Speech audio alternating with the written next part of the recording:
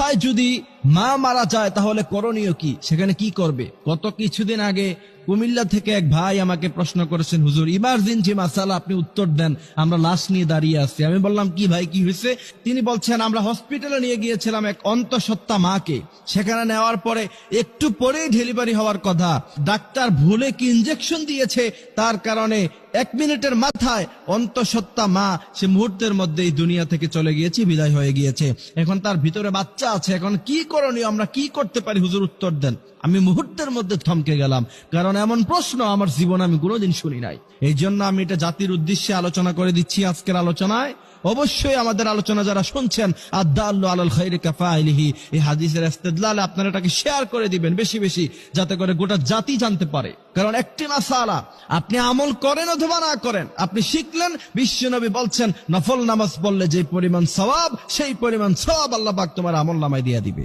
আমি অবাক হইছি যে এই প্রশ্ন তো কখনো পাই নাই। পরে আমি গবেষণা করে এটার উত্তর যেটা পেয়েছি, যদি সন্তান গর্ভে থাকা অবস্থায় কোনো মা মৃত্যুবরণ করে, যেহেতু এখন সায়েন্সের জমানা, যেহেতু এখন মেশিনারিজের জমানা, অবশ্যই চেক করে নিতে হবে সাথে সাথে যে বাচ্চা ভিতরে জীবিত আছে কিনা। সাধারণত বাচ্চা মা মারা গেলে বাচ্চা সাধারণত সাথে সাথে মরে যাবে। তারপরেও যদি কোনো কারণে আল্লাহ পাক তার হায়াত রাখে, সে যদি বেঁচে থাকে, অবশ্যই অপারেশনের মাধ্যমে বাচ্চাকে বের করে আনতে হবে, অবশ্যই এটা করতে হবে। আর যদি না হয় তাহলে কি করবেন? আমাকে প্রশ্ন করা হচ্ছে, হুজুর বাচ্চা যদি ভিতরে মারা যায় তাহলে কি তাকে আলাদা বের করে আলাদা জানাজা দিব, নাকি একসাথে দিয়ে ফেলবো? এখানে হচ্ছে মূলত মাসালা। যদি আপনি চেক করার পরে দেখেন যে না, বাচ্চাও দুনিয়া থেকে চলে গেছে, তাহলে অবশ্যই আপনি মায়ের পেটকে চিরাফারা করে, ইসলাম এটাকে সাপোর্ট করে না।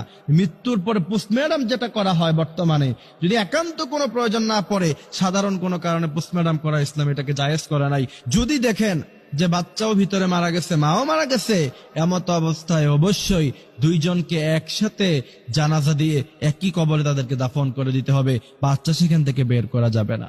এই জন্য প্রিয় ভাইরা আমার, দুনিয়া নিয়ে এত আয়োজন, এত কিছু, অথচ একটু আগেই সেই বাবা জানতেন না, সেই স্বামী জানতেন না যে সে খুশিতে ছিল যে একটু পরে আমার সন্তান আসবে, আমি মানুষকে মিষ্টি খাওয়াবো, মিষ্টির টাকাটাও পকেটে এখনো পর্যন্ত আছে। কিন্তু 1 মিনিটের ব্যবধানে আল্লাহ কি করে দিলেন, তার সন্তানও নাই, তার প্রিয়তমা স্ত্রী, যার সাথে এত কাল এত সময় সে কাটিয়েছে, কত আলাপ, কত খুনছুটি, যা আমার মেয়ে হলে এই নাম রাখবো, ছেলে হলে এই নাম রাখবো, কত আলাপ আলোচনা, কত কিছু, কত গল্প ছিল যে একটু পরে আমার সন্তান আসবে, আমি মানুষকে মিষ্টি খাওয়াবো, মিষ্টির টাকাটাও পকেটে এখনো পর্যন্ত আছে। কিন্তু 1 মিনিটের ব্যবধানে আল্লাহ কি করে দিলেন, তার সন্তানও নাই, তার প্রিয়তমা স্ত্রী, যার সাথে এত কাল এত সময় সে কাটিয়েছে, কত আলাপ, কত খুনছুটি, যা আমার মেয়ে হলে এই নাম রাখবো, ছেলে হলে এই নাম রাখবো, কত আলাপ আলোচনা, কত কিছু, কত গল্প।